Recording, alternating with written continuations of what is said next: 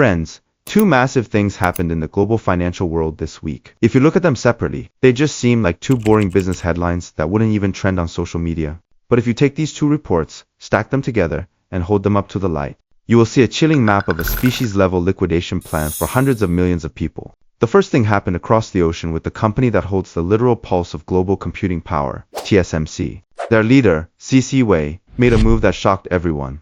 Now you have to understand that this man is known for being incredibly steady, even conservative. In the past, if you wanted him to spend an extra dollar on expanding production, he would run the return on investment numbers 100 times. But yesterday, this conservative leader suddenly acted like a different person. He slammed his hand on the table and made a decision that sent shockwaves through Wall Street. For 2026, he is dropping $56 billion to buy equipment and build factories in America. Let me put that $56 billion into perspective for you. The most aggressive analysts on Wall Street were predicting $47 billion at the absolute most. C.C. Wei just blew past that by 20%. This is like the most frugal elder in your family. Someone who normally packs up every leftover scrap of food, suddenly selling the house, taking out a massive loan, and betting the entire family legacy on a child who hasn't even grown up yet. At the exact same time this week, while TSMC was throwing around billions, a second event unfolded. In New York, the luxury department store giant Saks Global, the very symbol of a respectable middle-class life, completely collapsed. They couldn't pay their debts and were forced into bankruptcy protection by their own creditor.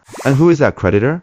Amazon. One giant is buying in like a madman, while the other is being liquidated. Is this just a coincidence? Not a chance. When you connect the dots, a brutal truth comes to the surface. This isn't just a simple economic cycle. This is a historic, unprecedented shift of capital.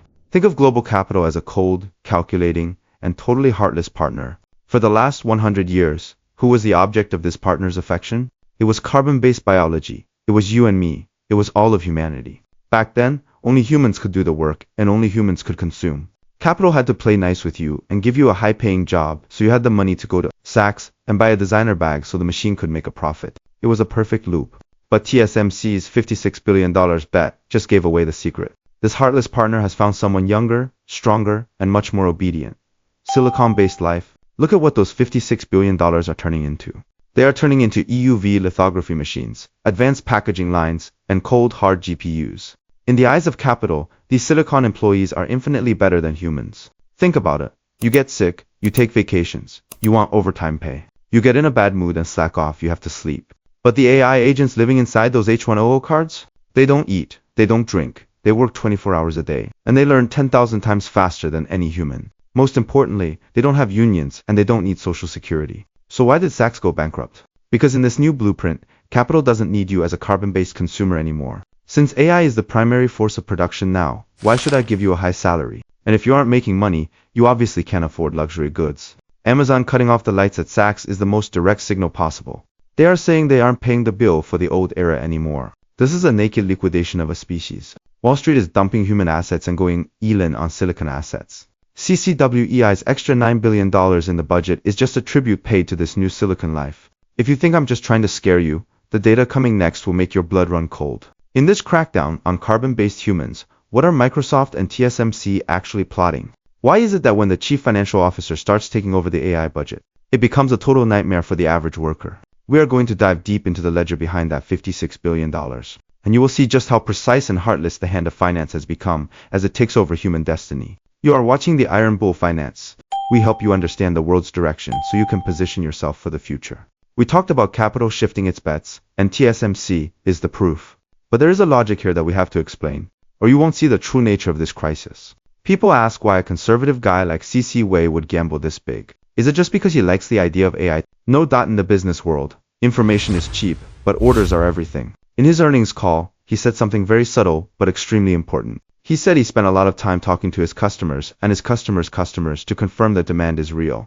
Who are the customers' customers? They are the Fortune 500 companies currently laying people off in droves to replace them with AI. So please, look at that $56 billion again. This isn't just money for equipment. This is a silicon species reproduction fund raised by the world's top capital. TSMC isn't just making chips anymore. They are making people. They are mass producing a workforce that can write code, make reports, and handle design 24 hours a day. Once that $56 billion turns into actual production capacity, it means the market will be flooded with billions of H100 and H200 cards. Once that computing power is unleashed, the blow to human labor will be absolute. CCWEI is betting big because he has seen the cards. The giants downstream have already decided to swap out the expensive, inefficient, and complaining human workers for silicon ones. If TSMC is the munitions factory building these silicon killers, Microsoft is the one pulling the trigger. Why has Microsoft been so dominant lately? Some analysts say they are 10 light years ahead of the competition. It isn't just because their tech is the best. It's because they know exactly how to execute a cost-cutting execution. A deep report from JP Morgan recently revealed a terrifying shift in power.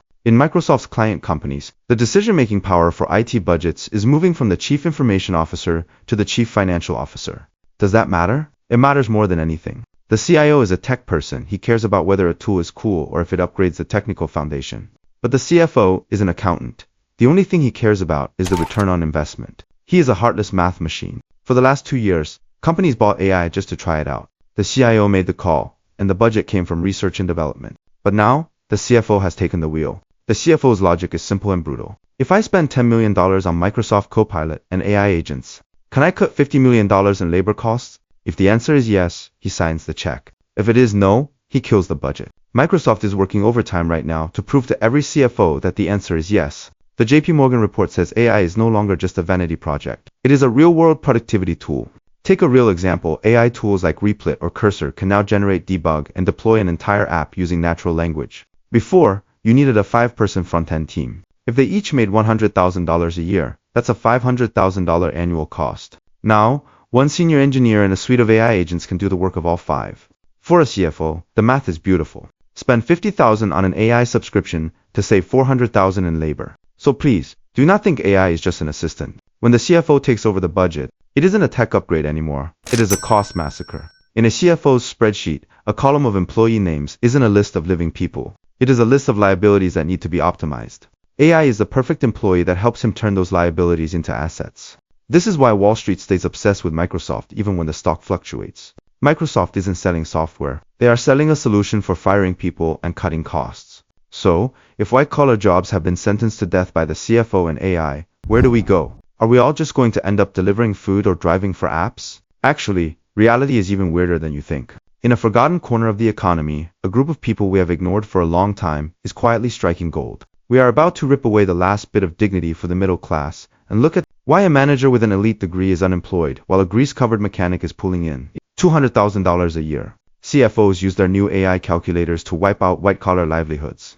That sounds abstract, so let's look at a real human being. The Wall Street Journal reported on a man named Justin Johnson. He is 47, a classic American middle-class elite. He was a software project manager making $130,000 a year.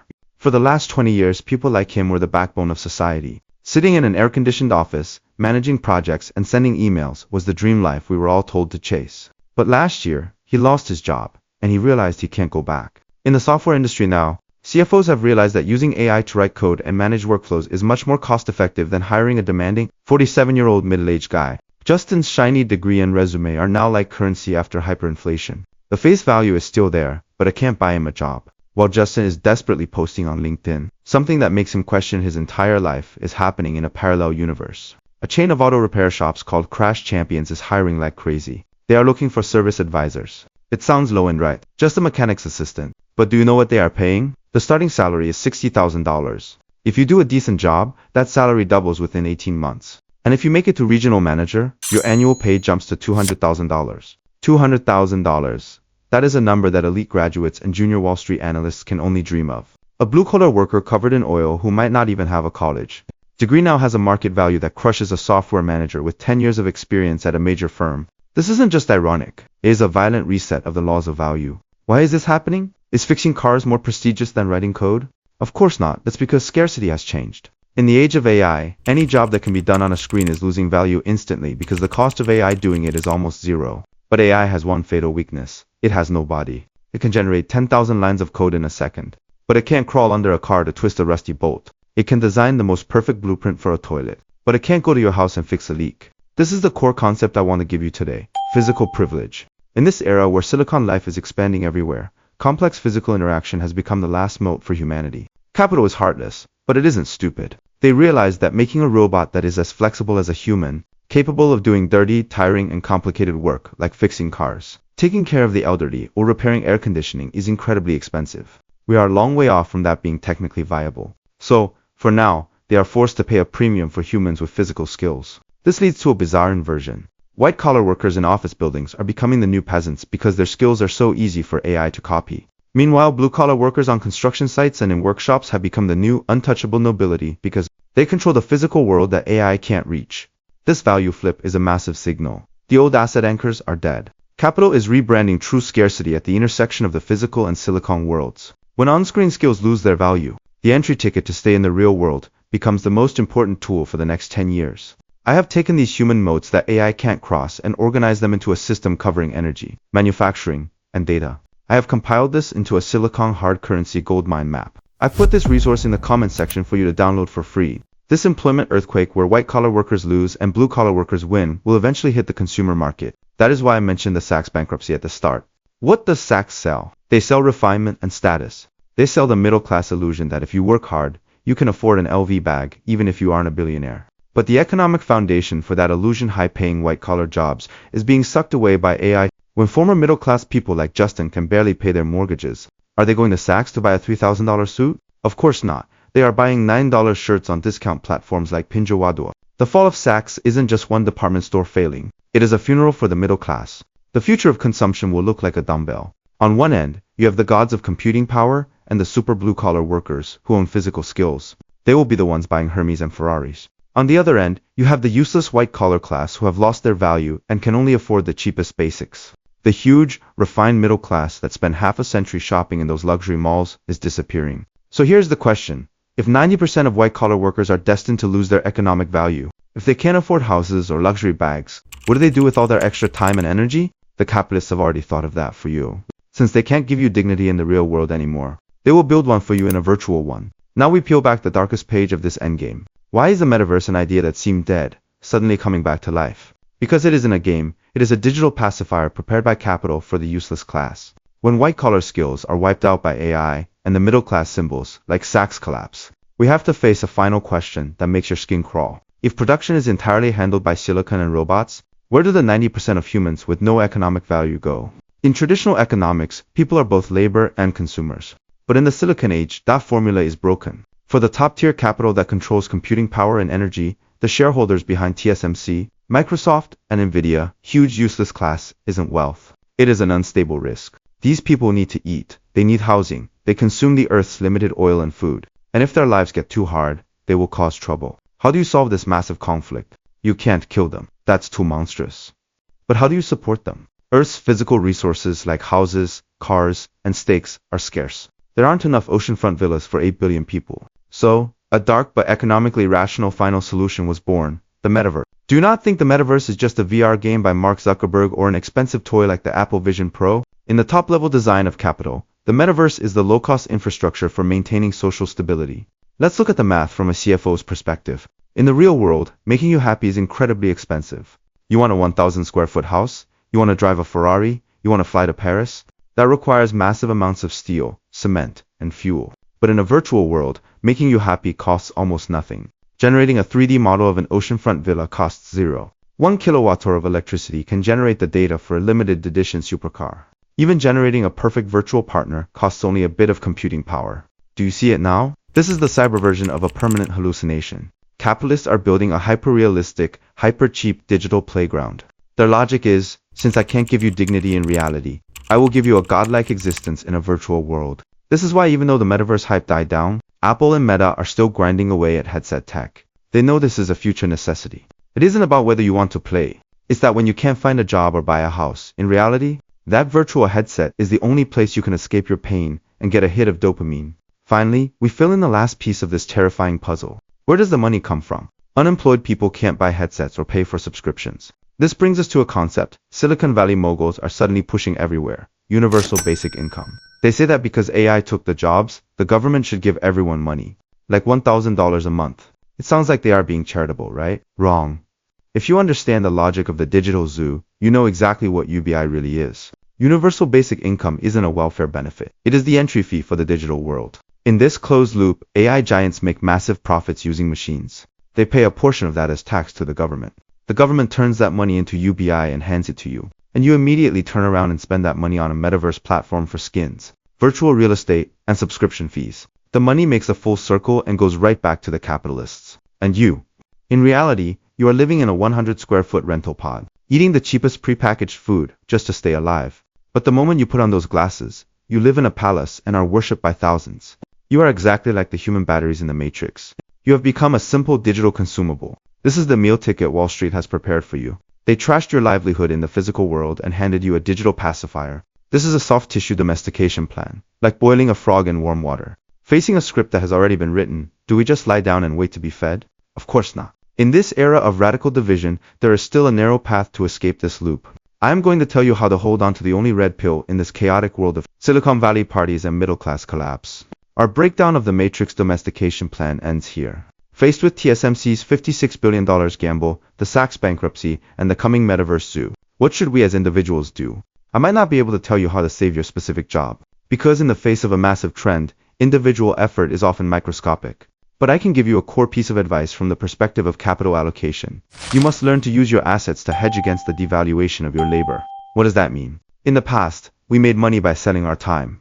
But capital has made its move. It prefers the silicon workforce that never takes a holiday. So you have to change how you live. You can't just stay on the labor side of the line. You have to find a way to cross over to the capital side. This leads to my zoo theory. The future world is one giant digital zoo. 90% of people are playing and consuming inside the metaverse, while the remaining 10% of people who own the computing power and the models are the zookeepers. You might not be able to be the head zookeeper, but you can buy shares in his business. As long as you own stock in these companies, you are no longer the consumable being harvested. You become part of the harvesting machine. It sounds cold, but it's a matter of if you can't beat them, join them. Where are the actual tickets for this? Don't try to guess which AI app will go viral. Buy the infrastructure that every AI camp has to pay for, no matter who wins. In my list, only 3 types of assets are hard currency that can survive the cycle. First, the granary of Silicon Life Energy. This is currently the most undervalued sector. AI doesn't eat burgers, but it eats electricity, massive amounts of it. When TSMC flips the switch on $56 billion worth of equipment, the electric meters are going to spin like crazy. This is why Sam Altman from OpenAI is investing heavily in fusion. He knows the end game for computing is energy. In this logic, nuclear power, grid equipment, and even companies that own oil mines are the water sellers of the future world. Second, the physical body of Silicon Life Advanced Manufacturing. That means TSMC and ASML. It doesn't matter how hard Microsoft and Google fight, they both have to go to TSMC for manufacturing. That is the toll booth logic. As long as humanity keeps chasing computing power, TSMC's factories are modern-day money printing presses. Third, the memory of Silicon Life core data. The giants who own private data, like your social connections, your spending habits, and your medical records, are in control. Algorithms can be open-sourced and computing power can be bought, but data is a monopoly. That is the final moat for the giants. Finally, I want to leave you with one thought. Capital has already written a script for your Matrix life. In their left hand, they have your layoff notice. In their right hand, they have your VR headset. They are asking you gently, my dear, do you want to struggle in the ruins of reality, or go to sleep in your digital heaven? Most people will choose the dream without hesitation. They will swallow the blue pill. But I hope the person watching this screen will be the one to swallow the red pill. Refuse to be domesticated by cheap happiness.